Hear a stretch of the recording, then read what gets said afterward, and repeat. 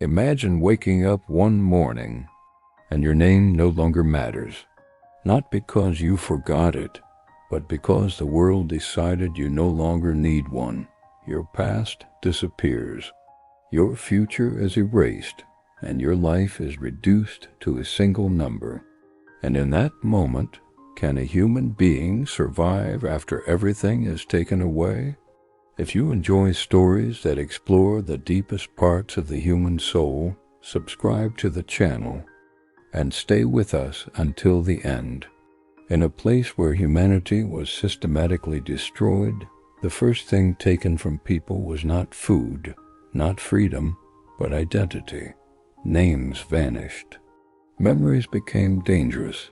Personal history meant nothing. You were no longer a person. You were a number waiting for instructions. At first, the mind resisted. Then, slowly, it learned to adapt. Human beings do not break all at once.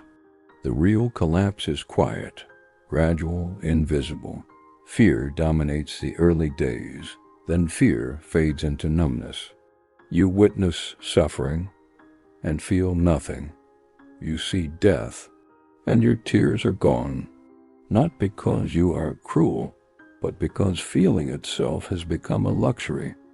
Hunger was no longer a sensation in the body. It became a thought, an obsession, a voice that never stopped speaking. The mind could no longer think about freedom or justice or tomorrow. It thought only of food, of imaginary meals, of flavors remembered from another life. And when a person reaches this point, something inside begins to disappear. There comes a moment when the body keeps moving, but the soul quietly gives up. No screaming, no dramatic breakdown, just silence, eyes that look forward without seeing, breathing without desire. And here a difference appears, not between the living and the dead, but between those who surrendered and those who held on to something unseen. In the middle of this darkness, an unsettling pattern emerged. The strongest did not always survive. The healthiest did not always survive. Those who endured shared something invisible. A reason, a loved one waiting somewhere, a task not yet completed, a future that still mattered. Something that whispered every morning, not today. There is still a reason to live. Everything can be taken from a human being. Everything except one thing. The freedom to choose how to face suffering, how to respond to pain, how to decide who you become when you control nothing else. This is the final freedom, and no prison can destroy it. Hope is fragile. Hope waits for the world to change, but meaning is different. Meaning gives pain a direction, even when nothing improves. Those who lived only on hope collapsed when rescue did not arrive. Those who lived on meaning endured, even in unbearable conditions. Suffering alone does not destroy a human being. What destroys us is suffering without meaning. Pain becomes unbearable when it feels pointless, when there is no reason, no direction, no explanation. In those moments, the question is no longer, how much can I endure? The question becomes, why should I endure at all?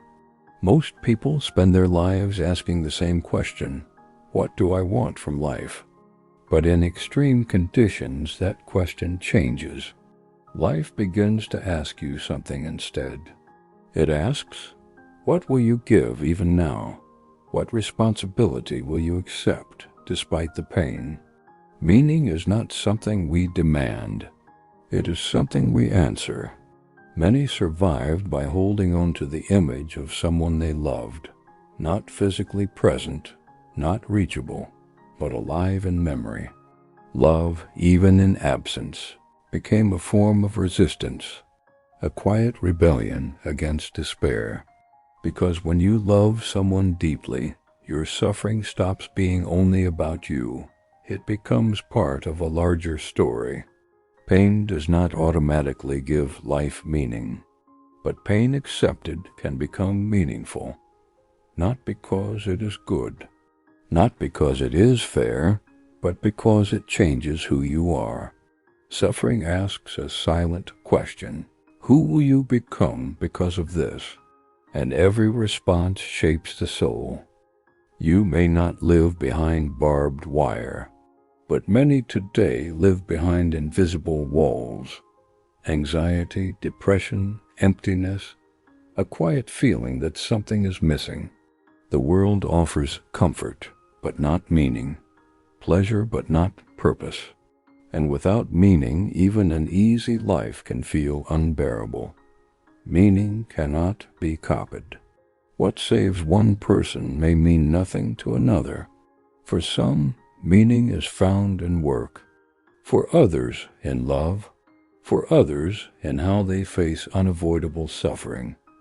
Life never gives the same task to everyone.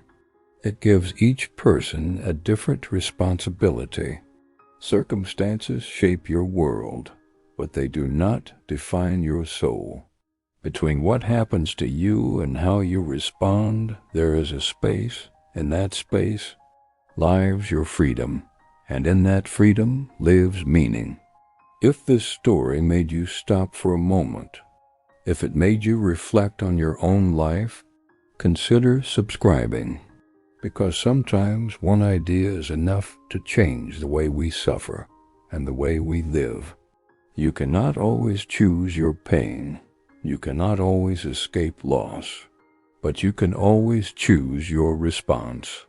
And when you choose meaning, even suffering loses its power, because a life with meaning can endure almost anything.